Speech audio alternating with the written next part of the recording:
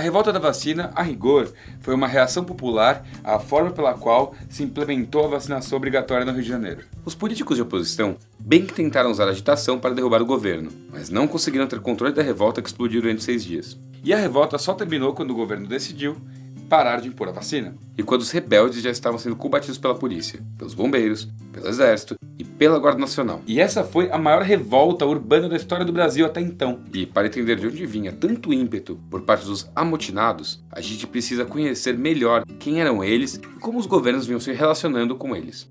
Tá procurando uma super revisão do conteúdo de matemática, física ou química para o vestibular? Vai lá no site do Revisão e confira www.canalrevisão.com.br. A revolta rolou 15 anos após a monarquia ter sido derrubada por um golpe, e 10 anos depois da ditadura da República da Espada acabar. Os civis que assumiram o governo eram membros da oligarquia paulista, assim como o presidente Rodrigues Alves, típico representante dos fazendeiros paulistas. Para os cariocas, Rodrigues Alves era um predomínio paulista, que era bastante impopular. Essa insatisfação começou com a gestão de Prudente de Moraes e se agravou no governo de Campos Salles. A oligarquia paulista se colocava como defensora de um governo liberal, com instituições e economias sólidas sob a bandeira do progresso, mas o seu principal foco era fortalecer a cafeicultura. Por exemplo, Campos Salles negociou com bancos de Londres uma gigantesca dívida externa brasileira. O acordo parecia vantajoso para o país, mas culminou em uma crise marcada por demissões em massa e aumento de impostos. A crise gerada pelas medidas de Campos Salles atingiu as áreas que empregavam a população urbana, indústria, comércio e serviço público. Por outro lado, favoreceu a agricultura de exportação, em especial a cafeicultura paulista.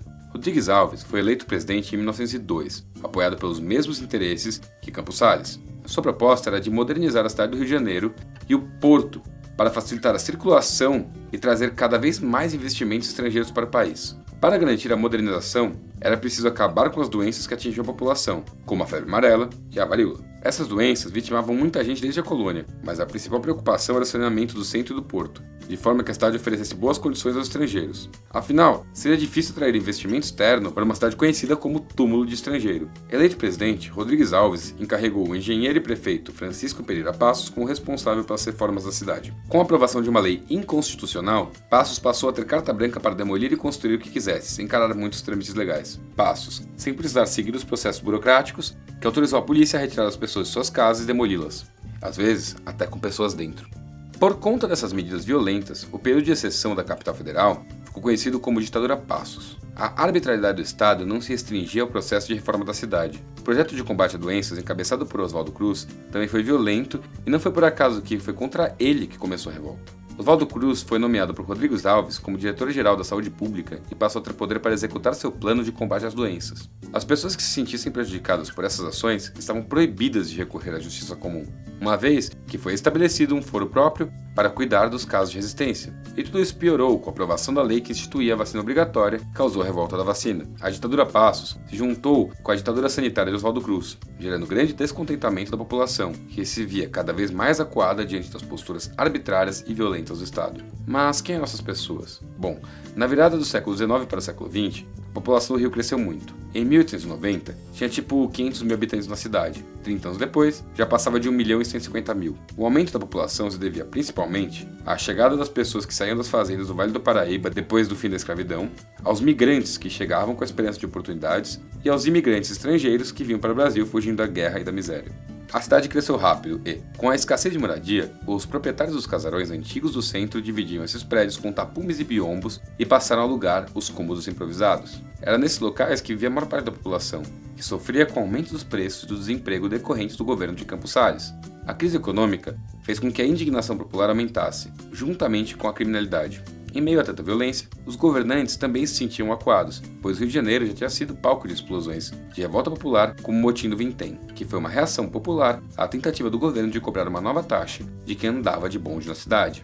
Depois do Motim do Vintém, as autoridades tinham motivos para ter medo de provocar o povo pobre da cidade. Então, para entender a revolta da vacina, é necessário perceber que as pessoas que montavam barricadas, tomavam delegacias e destruíam o centro de Janeiro já tinham sido revoltadas antes. A reforma urbana de Rodrigues Alves tinha como objetivo mostrar ao mundo que o Brasil era estável e podia receber investimentos, mas, para isso precisava tirar do caminho as pessoas que moravam no centro.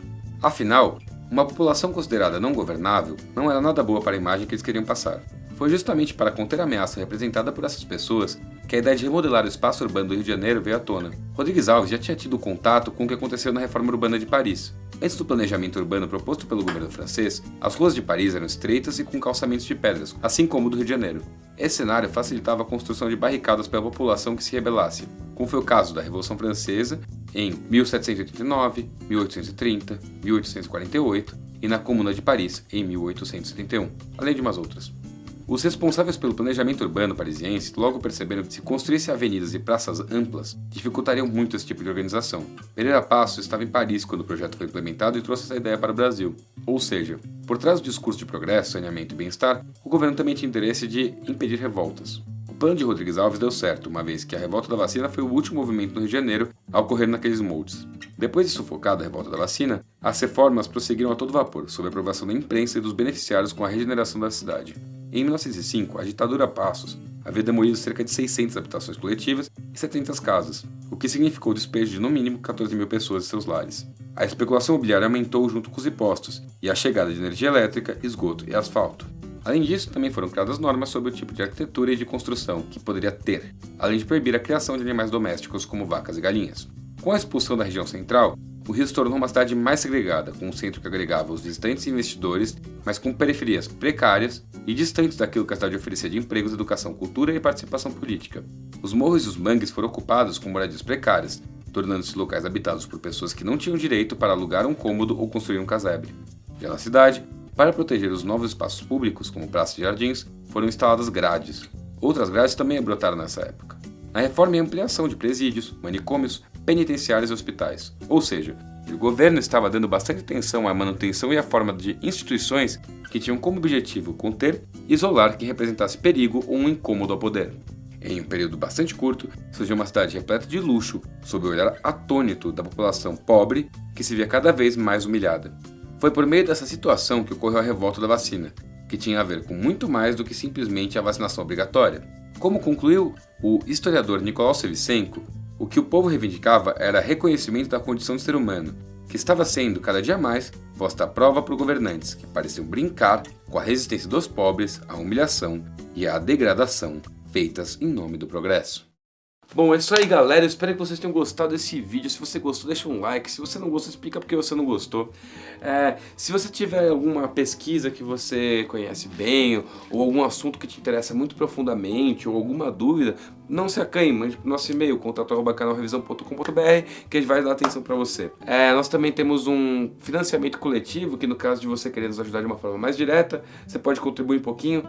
É o apoia.se/canalrevisão. Qualquer ajuda faz diferença. E também temos um podcast no caso de você querer consumir o Revisão de uma forma um pouco diferente, sei lá, no busão. Bom, é isso aí, galera. Espero que vocês tenham gostado do vídeo e é nóis.